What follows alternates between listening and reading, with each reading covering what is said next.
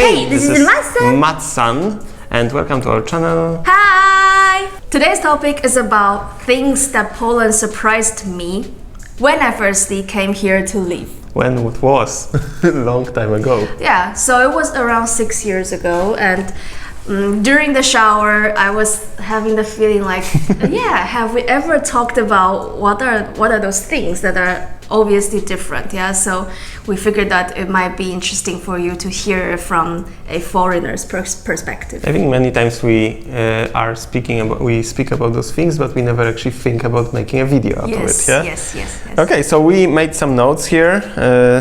Lots of XD here in your notes. Okay, so the first one I see is that use sponge to have shower. And can you explain that?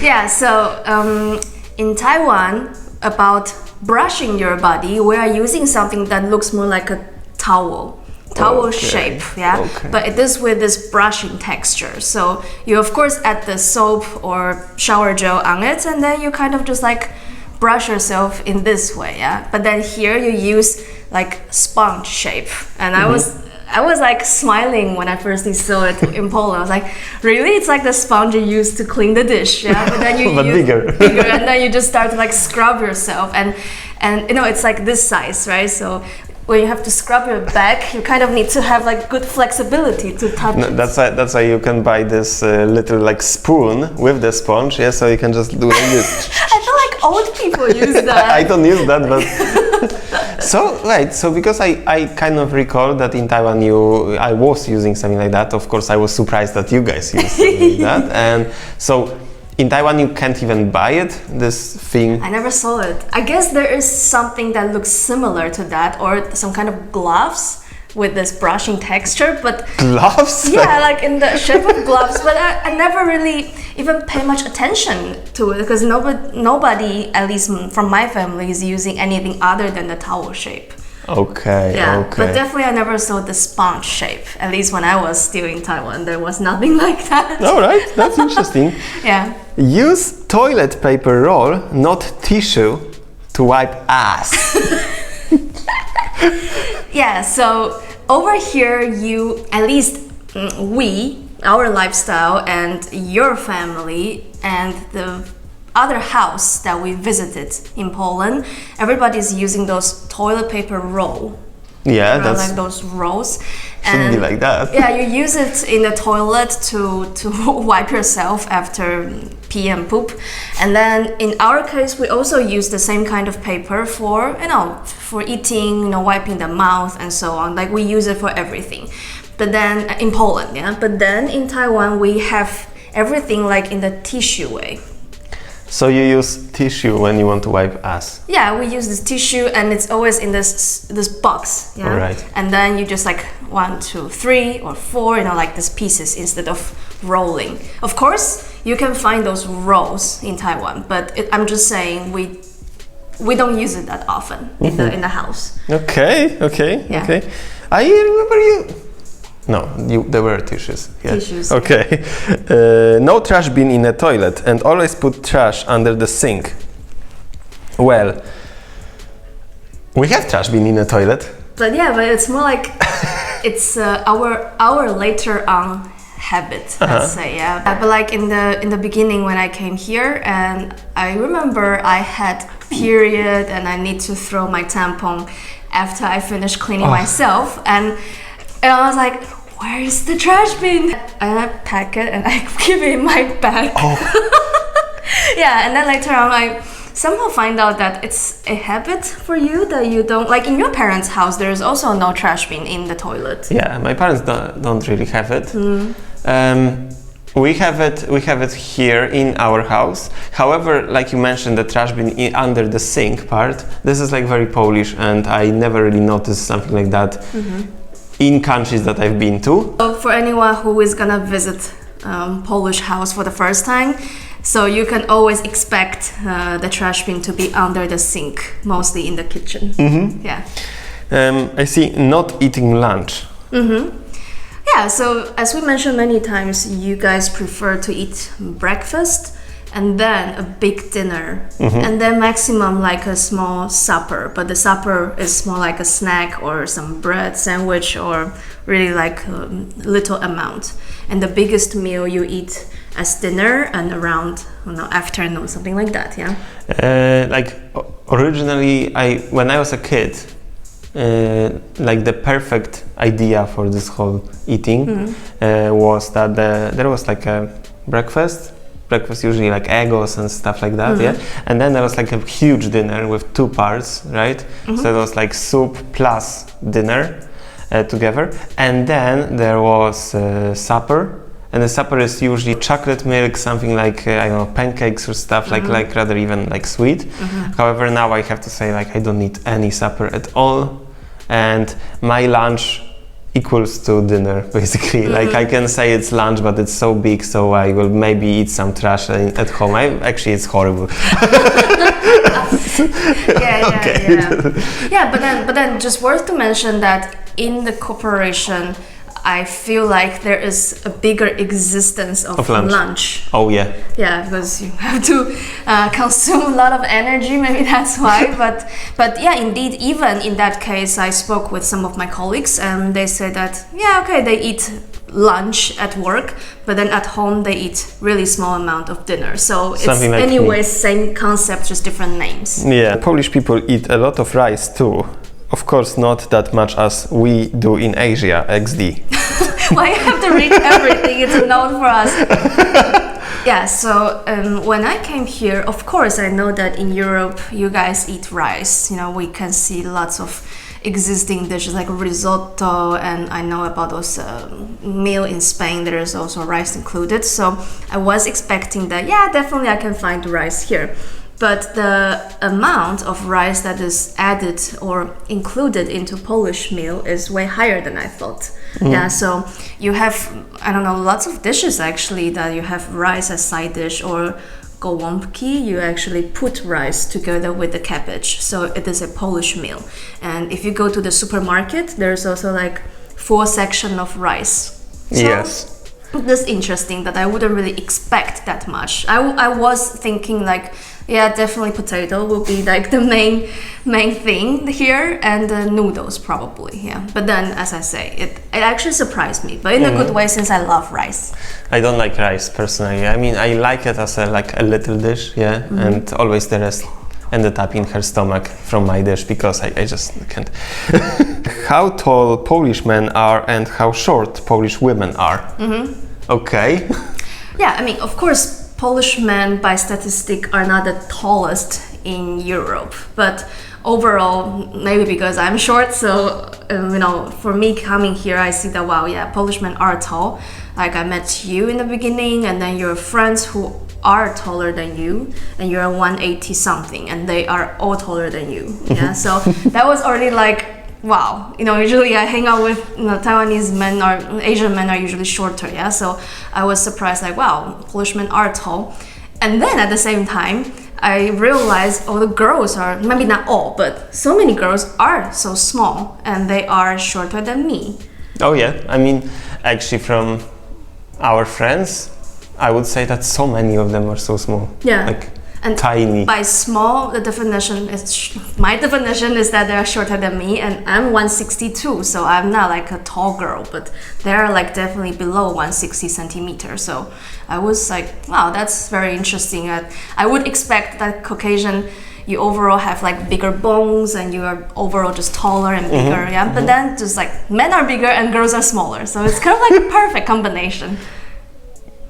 What? Common for people to have experience with fun, weed, drugs, even for the generation like our parents. I would say like, especially for the generation like our parents, I would say that right now it's smaller than it used to be before.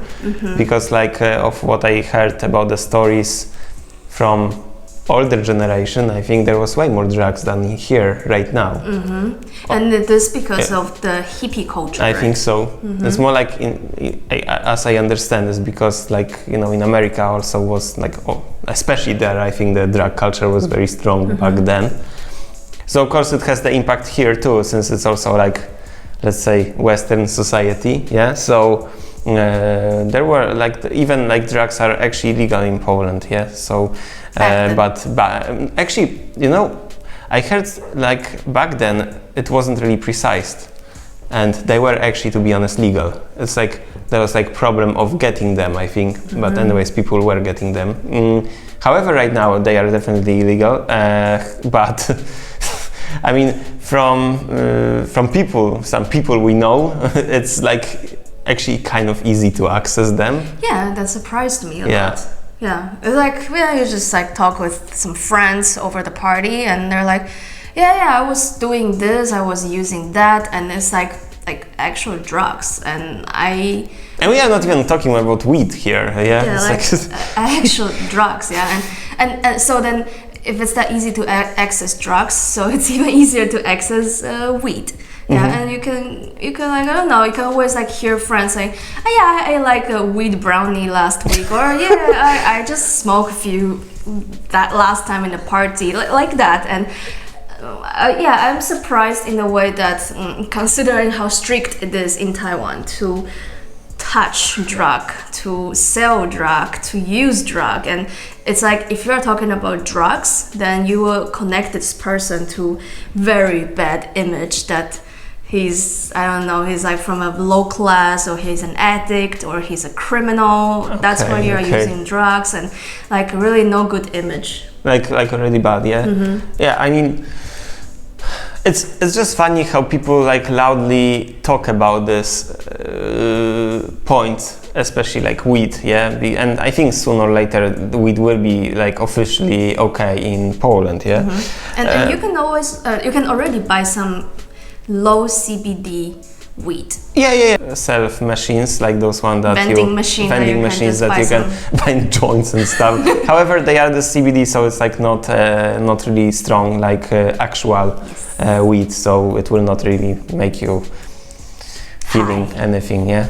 Yes. We are not taking drugs, by the way. No, we are not. Another thing which is also interesting is that so many Asian restaurants are here. Bistro mostly opened by Taiwanese, by Vietnamese, yeah? I wish. By Vietnamese. Actually, if I can add something to it, it's because Vietnamese are with us for so long. I think since communist time they are already here, and I think they matched to our society pretty well. And especially in Mazovian, the region of Poland, so many of them. All those places those bistro are managed by the Vietnamese. Yeah, well, we mentioned in the previous episodes about food, so of course now you are having more options about more fancy Asian restaurants, so in that case it is more authentic because there are more and more foreigners coming here, and even from the people around us, about foreigner groups, so we know that there are some Chinese coming here opening authentic Chinese restaurants, and Taiwanese are also coming here to open some shops. So yeah, you can see more and more varieties. But then if you are talking about those with a longer history, and those corner restaurants, Asian bistros, so many times with the cheapest price, it's just opened by Vietnamese, and they already have the market here, let's say, and they know how to catch Polish stomach.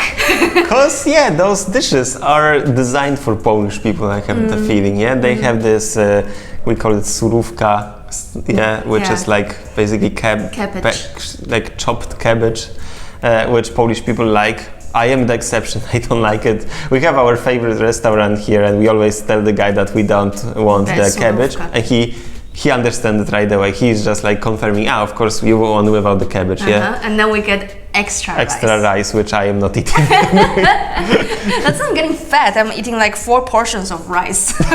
It's okay, don't worry. I still love you, and you are not fat. The hair salon hairdresser don't care that much about massage and cleaning. Something that I would like to say about Taiwan, when I was so surprised in Taiwan, we went to the hairdresser to cut my hair, and before she actually cut my hair, she massaged me so much. I was shocked that it's half of the experience already, together with cutting. So cutting was just half of it, another half was massage, and it looks kind of pervy at You're pervy. at the same time, because she was like very dedicated to it.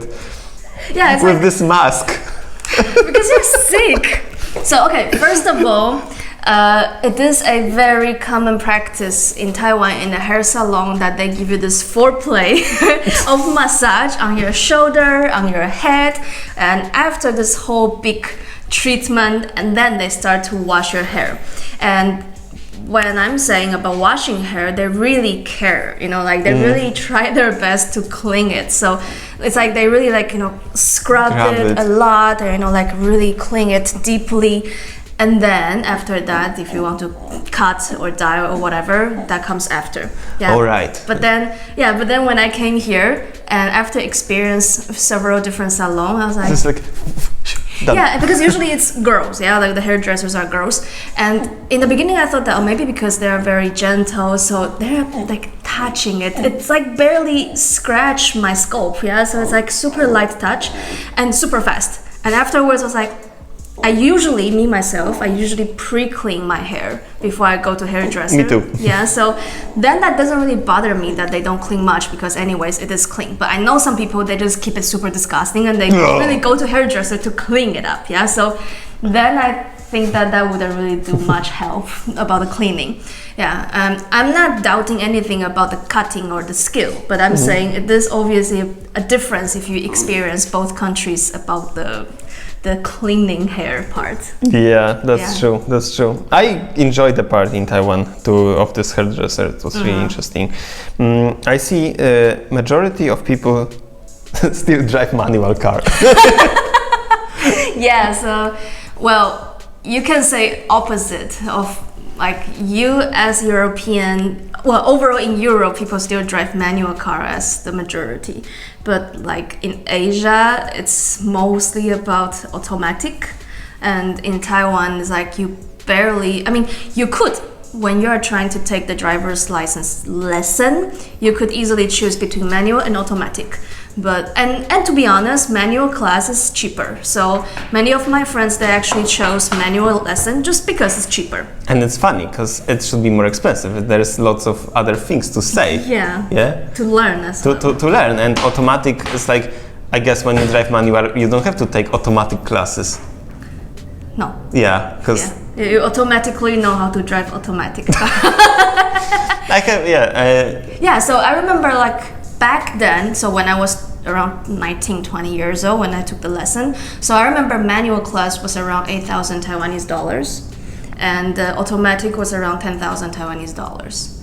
So $2,000 difference. And back then I was like, I'm not gonna need to drive manual car my whole life. So of course I'm gonna take the automatic. It's $2,000 difference. And here I am. I think I have my own explanation to this. I think that when cars were more and more popular, actually Europe was kind of destroyed because it was under Second World War. And I think obviously it was more expensive to build the automatic car. Because it's just more expensive, and I think people really didn't have money, so that's why it evolved to be like manual here. And at the same time in America, people were just having money back then, and the automatic was just normal there. And then I think through ages we kind of get used to it, and even still are people willing to even buy manual as a new car. I mean, it is cheaper still to buy it, however the price difference is not that high, and obviously if I am right now buying a new car, I would buy automatic because I'm sorry, but I can't do this anymore. It's like riding a horse. I have to get rid of this thing, in my opinion. So that's what I think, because that's why I think that especially like older people, they get used to it and they say like, oh, only manual. Sorry, but I'm just so used to it, so I don't want any new thing coming to my life. So I think so. So when we were searching the car for me, it was definitely way harder to find a good offer with this automatic car and fitting my desire of how the car should look like.